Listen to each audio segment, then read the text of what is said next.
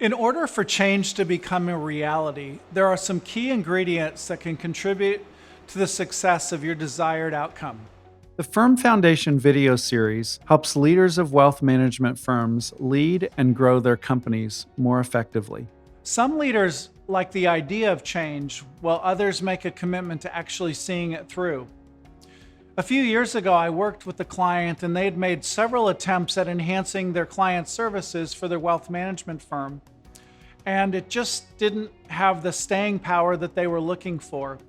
And when we engaged with them, we worked closely with their director of client services, and she was 100% committed to the change and seeing it all the way through to delivery.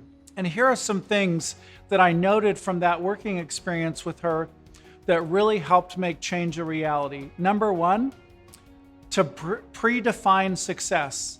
I really like the way that David Allen talks about this in his book, Getting Things Done, where he clearly articulates what a win looks like up front so everyone's on the same page. Number two, have a clear purpose for making the change so that you could explain it to a 12-year-old if needed because it's in plain, understandable language. Point number three is take inventory of what's going to be required for the change to be possible and map out a plan with timelines and specific resources that are going to be required. Number four, communicate to your team in plain language and ask for their input and then get their buy-in in advance. Make it a we ambition and journey rather than an I-based journey. And then finally, number five is always determine what the next action is. This is another thing that David Allen really speaks well to. Defining clearly what the next thing is so that you're always progressing through the process. And then three things in contrast that I've learned that can undermine your leadership when it comes to change are the following. Number one, don't be duplicitous with your language. Promoting an idea one day and then waffling and being non-committal the next. That will lose your credibility.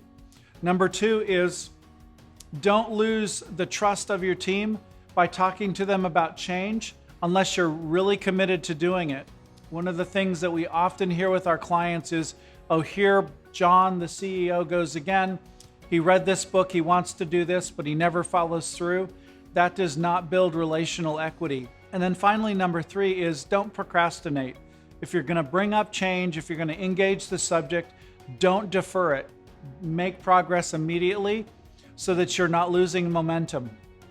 And finally, remember, change is going to occur. You can either lead it or you can take the gamble and risk the consequence of its effect and then become defensive against the negative effects that you might be realizing because of the change that has come. Firm Foundations is brought to you in part by our friends at SmartRIA, where they help financial advisors simplify their compliance.